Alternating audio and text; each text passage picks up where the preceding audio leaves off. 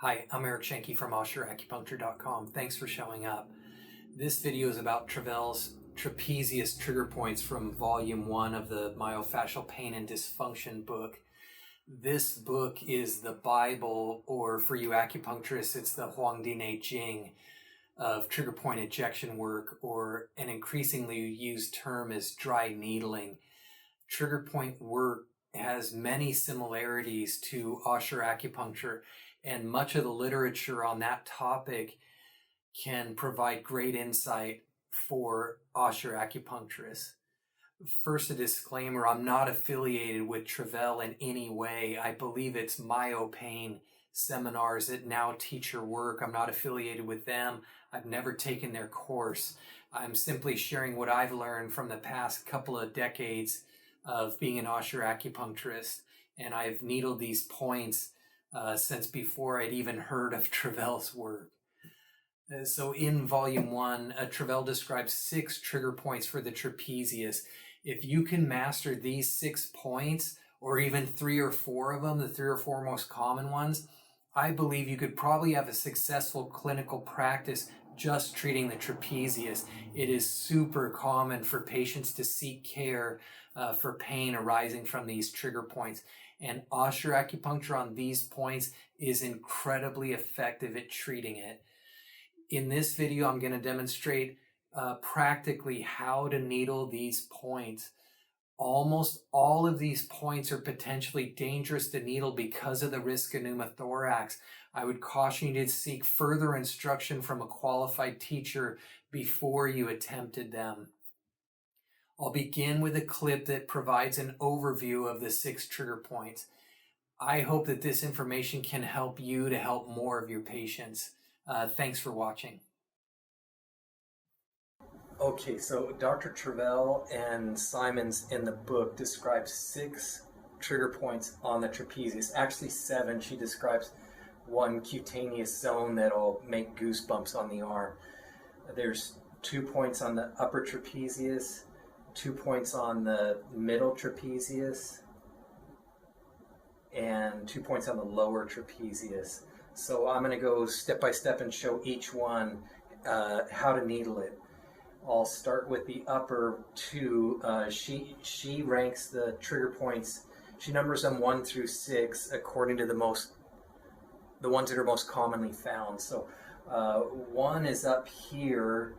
She describes it as the most vertical fibers of the trapezius. Here, I chart this point as SI15, and then she's got the second point on the upper trapezius is trigger point 2 here. Now these you can approach them from the anterior or the posterior. So I'll show the anterior to, I'll show that first, and then we'll show the posterior one. So that's 1 and 2.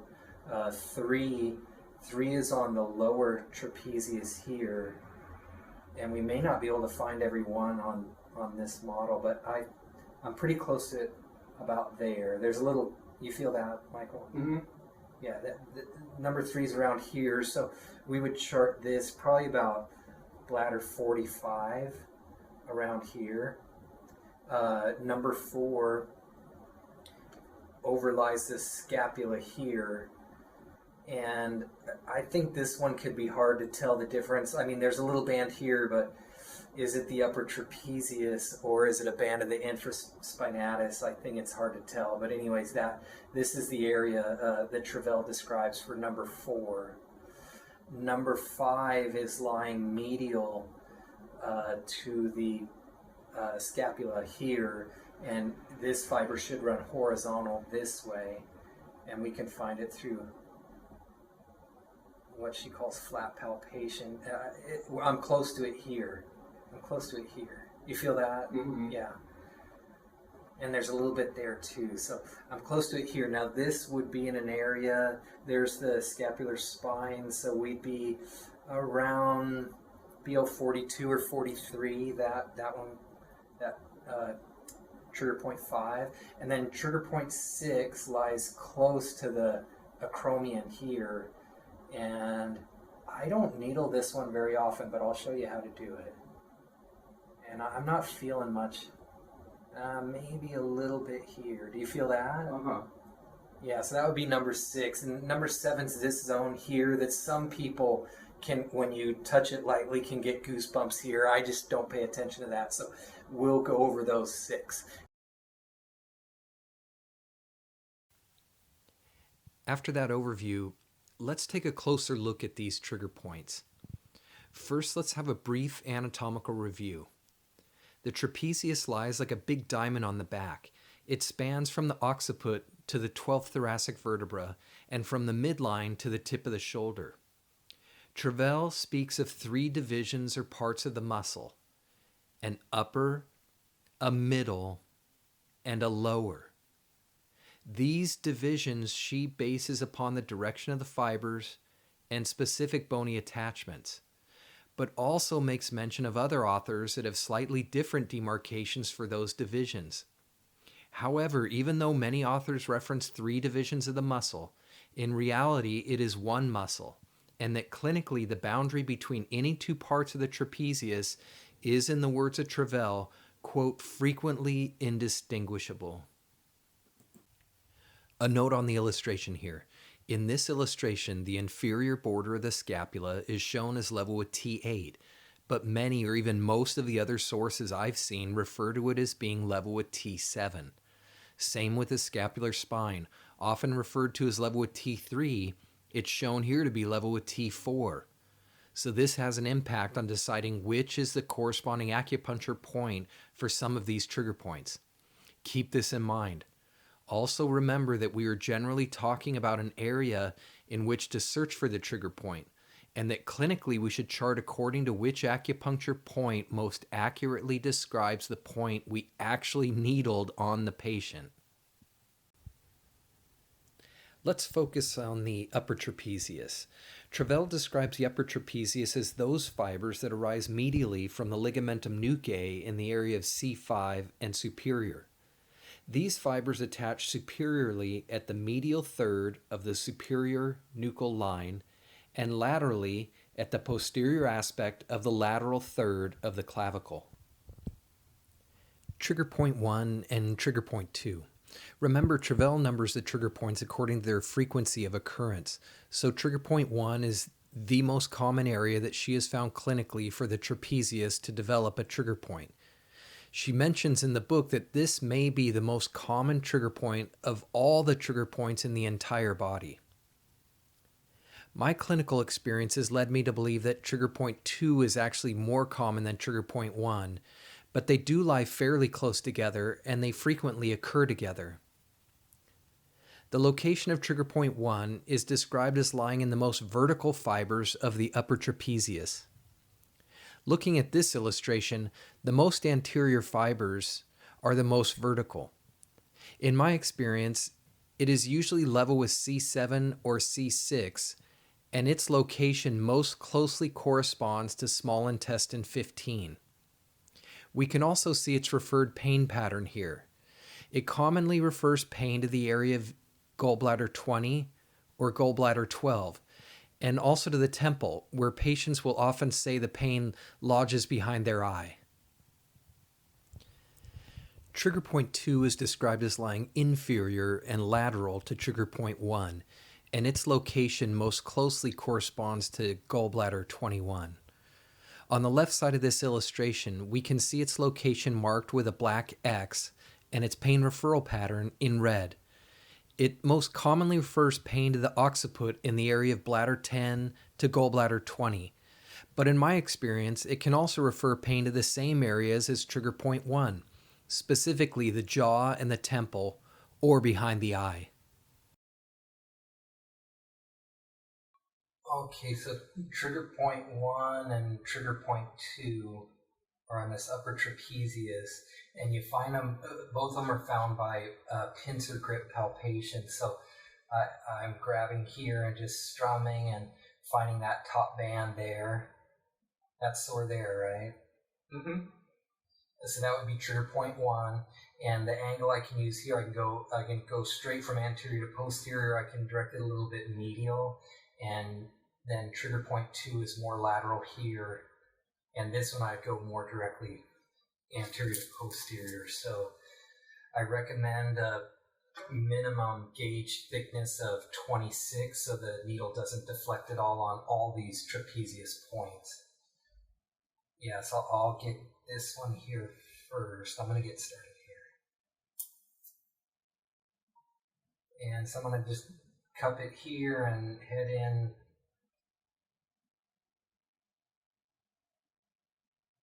A little bit there. Is it tender there? A little bit. I haven't gotten it yet. I'm expecting a little. Oh, there we go. There it was. Wow. Okay, so that's trigger point 1. Okay, trigger point 2. I'm lateral to trigger point 1. I'm looking for that top band in the trapezius here. And I'm going to go straight from anterior to posterior and keep my finger here so I can gauge to make sure we're out of the thorax. Oh. I was a little bit back here, and I think there'll be more. I think there's going to be more. Oh, here, yeah. Yeah, there we go. I'll leave it. Yeah, we're getting a lot of fibers there. There it is. There it is. That was the big one. Wow. That was the big one. Okay, so that's 1 and 2. I'll talk more about this later also, but I want to point out the direction of the fibers we are targeting at trigger point 1 and 2. When we get the local twitch response here at trigger point 1, we can clearly see the direction of the fibers. I'll mark them in blue. These fibers run to the lateral posterior edge of the clavicle, just like we discussed during the anatomical review of the upper trapezius. In contrast, the fibers of the middle trapezius that twitch at trigger point 2, I'll mark them here in red, run towards the acromion or scapular spine. So we have one set of fibers that are running more vertically, as Travell puts it, and one set that is running more horizontally.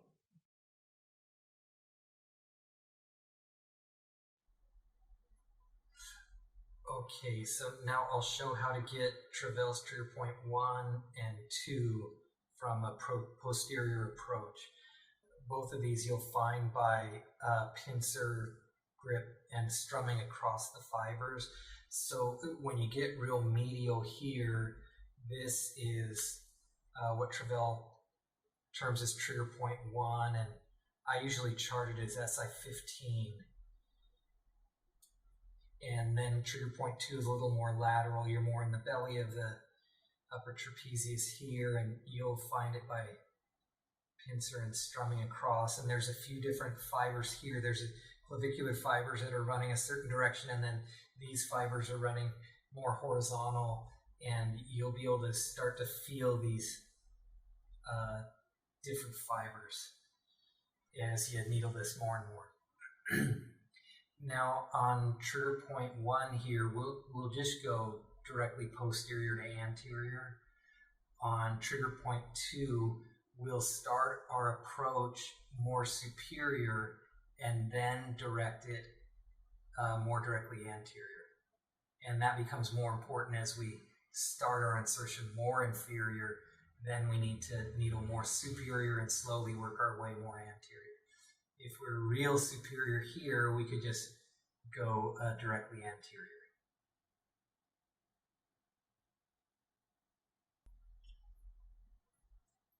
Okay, so let's get number 1 here. I can feel that.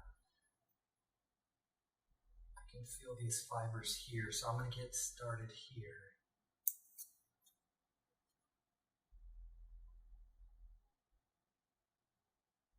That little sting, or is it still stinging?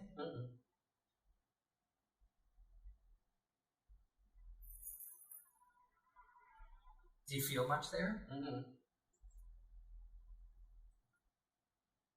going to see if I can get more if I come a little lower here and go upward. That got some too? Yeah. Oh, yeah. Oh, that got a little twitch there, didn't it?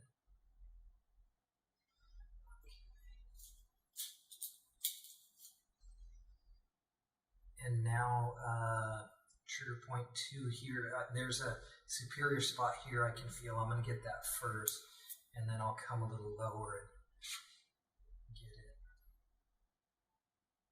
Yeah, there's a little twitch. We might get more. There it is. There it is. Yeah, so I'm hitting those clavicular fibers in the front. And I think we'll get more if we come back here. Yeah, there it is. Oh boy. Mm-hmm. We're getting a lot. Oh, I love that stuff. I think there's even more. If you're doing all right, I'm gonna get more. I'm gonna get more here. Oh yeah, there it is. Yeah, there we get more in the front there too. Yep. So I can feel the clavicular fibers in the front. So I can feel it feels like there's more left to get. So I'm gonna come below that last one and get those. There's some little twitches, but I think we're gonna get there. It is. There it is. That was. Yeah, we're getting a lot. We're getting a lot. Oh, there it is. There it is. Are you doing okay? Yeah. Oh, I think I'll get more if I think I'll get more if I come lateral too. So let me.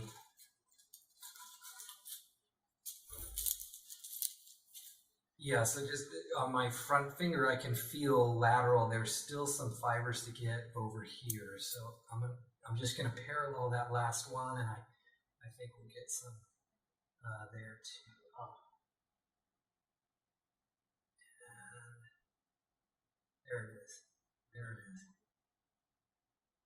Yeah, that looks like it. That looks like it. Okay. That's it. So this I would chart as SI15. This area chart is GB21. That's trigger point 1 and trigger point 2 according to Travell, coming from posterior to anterior. Now, as I have my finger under there, under the skin, I'm directing the needle more superior, and I can feel it approach my finger, and I know everything's safe above my finger, so then I can withdraw and go more anterior, more anterior, more anterior. And when your finger's there, you can feel where the fiber is lying. So it helps you target directly where the fiber's lying. So if I feel the fiber's lying there, and I direct the needle, and I feel the needle up here, I know I need to move just a little inferior to get that fiber. I want to analyze the needling a little more closely.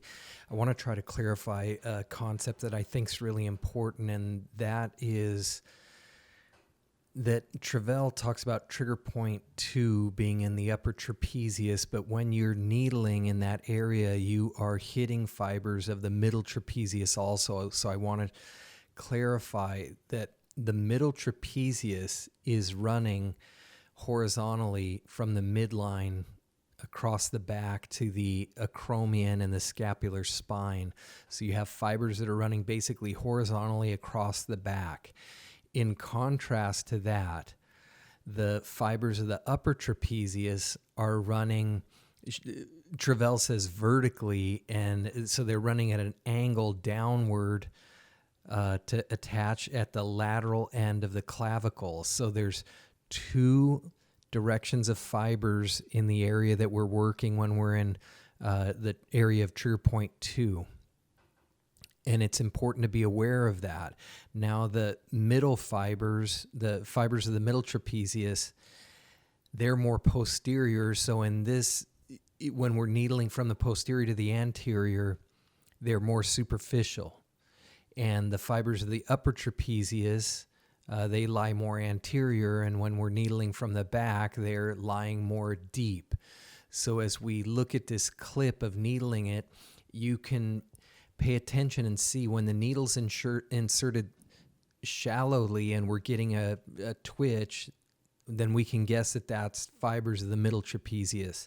And when we're needling more deeply and getting a twitch, then that would be most likely fibers of the upper trapezius. Let's look at some of these cool twitches now. So these first couple are going to be twitches of the middle trapezius, and we can tell by the depth of the insertion.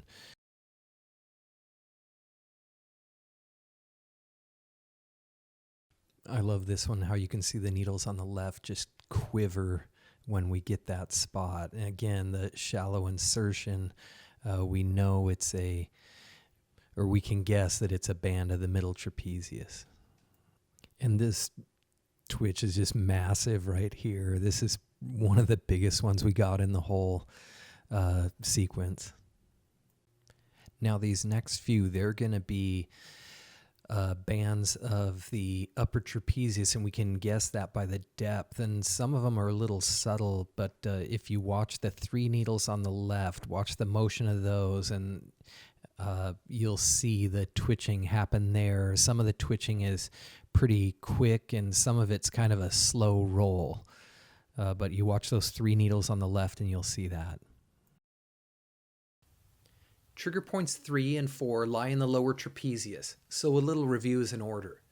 The lower trapezius attaches medially to the spinous processes and interspinous ligaments of the thoracic spine from about T4 to T12.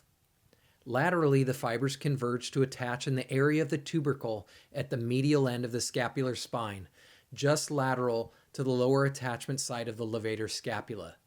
The mnemonic V's and TrPs reminds us that the lower trapezius is like a V on the back, in contrast to the rhomboids, whose fibers run like a tree. And this V is quite visible in some patients when we palpate, as you will soon see on the model. Trigger point 3 lies in the inferior aspect of this V, in what Travell refers to as the mid-fiber area. Clinically, we're searching in an area superior to the inferior angle of the scapula and medial to its medial edge. When the point is found near the medial edge of the scapula, it's most accurate to chart it as a point of the outer urinary bladder line, commonly bladder 45 or 44. If it lies more medially, chart as a point of the inner urinary bladder line, commonly bladder 17 or 16. Trigger point 4 lies near the attachment site, inferior to the scapular spine and lateral to the medial border of the scapula, commonly level with bladder 42 or 43. This is an area that I chart as scapula 2 or scapula 3 that I detail in my book. Travell mentions that this trigger point is probably an area of enthesopathy that is secondary to trigger point 3. The way I look at enthesopathy, which means trouble at the enthesis or site of a tendon's attachment at the bone, is that a contracture somewhere in the muscle is causing continual strain at its attachment site. When the trigger point responsible for this prolonged strain is deactivated, the enthesis now can heal. So when trigger point 4 is tender, it is probably caused by trigger point 3.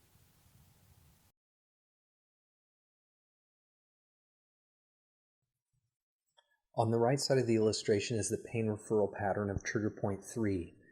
There is a referral zone at the lateral end of the scapular spine or acromion, which we'll see is in the area of trigger point 6, and another zone near gallbladder 20. And it is fairly common for patients to say something like, "I feel that in my neck," when you needle trigger point 3. In these illustrations, the solid red represents what Travell terms the essential referred pain zone. These are the areas where nearly every patient will experience symptoms when the corresponding trigger point is active. The stippled red represents what Travell terms the spillover zones, where some but not all patients experience symptoms. And we see these spillover zones cover most of the upper back and neck, including the area of trigger point 5 and trigger point 1 and 2. In my clinical experience, though, trigger point 3 most commonly causes pain that patients describe as between my shoulder blades. On the left side of the illustration is the pain referral pattern of trigger point 4, and we see that it refers pain to the medial edge of the scapula. Okay, now we're looking for trigger point 3, and remember that trapezius is running down this way to about T12, so we're looking for a fiber that's running this direction, and we're going to do flat palpation across it here, and you could even see a little twitch there. That's sore there, isn't it? Mm-hmm. Now, there's at least 3 angles we could think of here, if we can clearly palpate a rib, we could go straight, posterior to anterior. We could thread along the fiber here, this direction. Those would be the two main ways. Okay, so I've got a nice little spot right there. Okay. So I'm going to get started here. Oh, yeah, we got it already. Mm-hmm. You felt that, right? A little bit. There's more there. Do you feel that? A little more, yeah. There. Oh, that was a big one. Okay. That's trigger point 3. Let's analyze this needling more closely because trigger point 3 and also trigger point 5 are the points that have the greatest risk of causing a pneumothorax. I spent a lot of time palpating to make sure I was over a rib before I needled. This is critical if you're going to needle directly anterior, or perpendicular could also be a way to describe this direction. So I want to emphasize how many times I actually palpated the rib before needling this single point. We'll scrub through and count. 1, 2, 3, 4, 5. So there's about 5 of them there. And then before I start insertion, we'll have more. 6, 7, 8, 9, 10, 11. And then I rest the index finger of my left hand on the rib the whole time I'm needling to serve as a guide during the needling process. Now I am contacting the rib here because on this model you could clearly feel the rib. If you have a patient that you can't clearly feel the rib on, do not use this technique. It's too dangerous. The risk of pneumothorax is too high.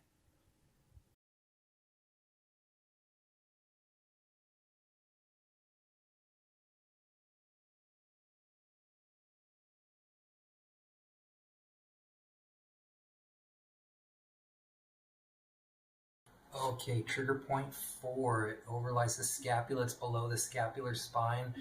I'm going to palpate for it going this way. You feel a little bit there, don't you? Mm-hmm. Mm-hmm.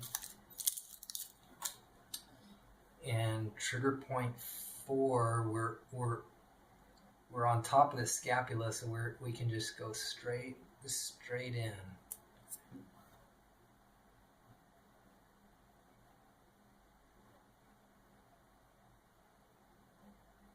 Do you feel much there? Not yet. And I'm just going to the depth of the scapula each time here. Not that much yet, huh? Uh-oh. I considered editing out this failed attempt, but decided it is actually quite instructive to see the vast difference between needling reactive points and non-reactive points. Reactive points, like we saw in trigger points 1, 2, and 3, quickly get TrPs signs such as achiness or a twitch, and non-reactive points can take multiple attempts to get minimal TrPs signs. In this example, when a twitch is finally obtained here, it looks like it makes the arm externally rotate, which leads me to believe that a band of the underlying infraspinatus was hit, not the trapezius itself. Also, in my experience, the TrPs sign in an area of enthesopathy is most commonly a deep ache.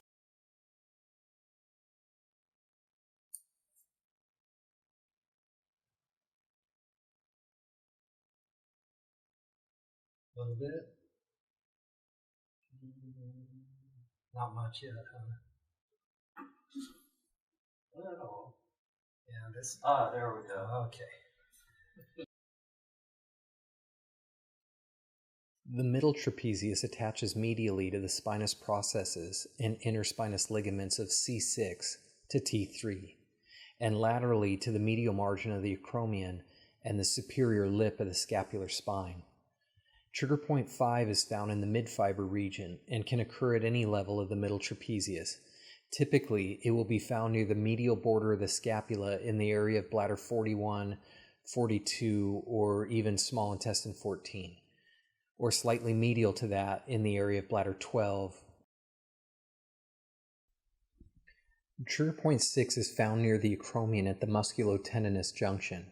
It is referred to as an attachment trigger point by Travell, so it is similar to trigger point 4 in that it is likely an area of enthesopathy caused by another trigger point located nearer the belly of the muscle, trigger point 5 in this case. Trigger point 6 lies in the area of large intestine 16. When I needle large intestine 16, I am typically needling towards large intestine 15 into the subacromial space. To differentiate targeting trigger point 6, I would chart this as large intestine 16 area.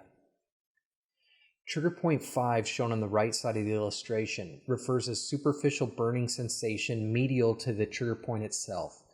In my experience, the deep spinal muscles in the area of the Huato-Jiaji points here, the rhomboids, and the scalenes can also be the cause of pain in this area. Trigger point 6, shown on the left side of the illustration, causes pain in the area of the trigger point itself. Trigger point number 5 is in the middle trapezius. So here I've marked the medial border of the scapula, superior border of the scapular spine, inferior border of the scapular spine, and I've marked out the thoracic vertebra. 7, we're about level with the inferior border of the scapular spine about level with T3, so we're roughly, everything looks good the way we've drawn it out. Now we should be superior to the scapular spine to get trigger point 5 because it's in these middle fibers. So if we're inferior to the scapular spine, that would be the lower trapezius where trigger point 5 and 4 are. So we're looking in an area here, and usually I don't intentionally needle this point a lot clinically. I'll needle it as a consequence of needling the area that I call SI14, and SI14 is when I'm trying to hit the levator scapular attachments at the superior medial border of the scapula in this area here. And so usually when I'm going after SI14, I'm starting my insertion somewhere around BL41 or even BL42, and I'll start my insertion real shallowly and then direct it more anterior to try to get the levator scapula. But as a consequence of doing that, when I start here and needle real shallowly, then I'll often hit trigger point 5, and you'll see a twitch, a fiber twitch horizontally across here, and that's how I know I've hit trigger point 5. And again, the trapezius is the most superficial muscle in this area, and so we'll see if we can get it here. So I'll start my insertion about BL41 here. I'm going to get started here, Michael. And if I direct real, there we go. We got a little twitch right there. So let's see if we get there. Oh, that's bigger there. It's bigger there. Yeah, and even though it's very superficial, we can get a real good twitch there. Yeah, so I'm gonna keep going here. And so now I've just completed my insertion, so I can feel it on my index finger here, so I know we're in a safe place. That's trigger point 5.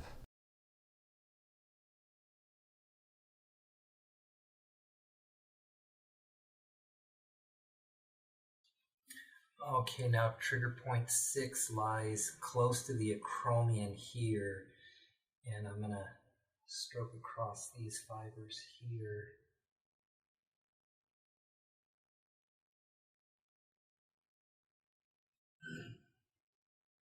Yeah, that Maybe a little bit there.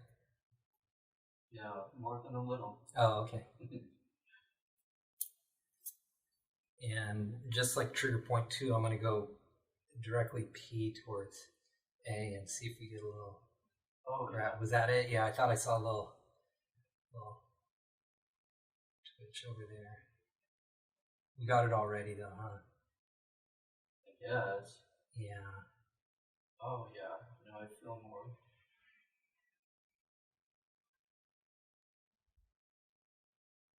And yeah, I don't use this point that much. I find more, usually there's more trigger point activity in the belly or closer to the midline there.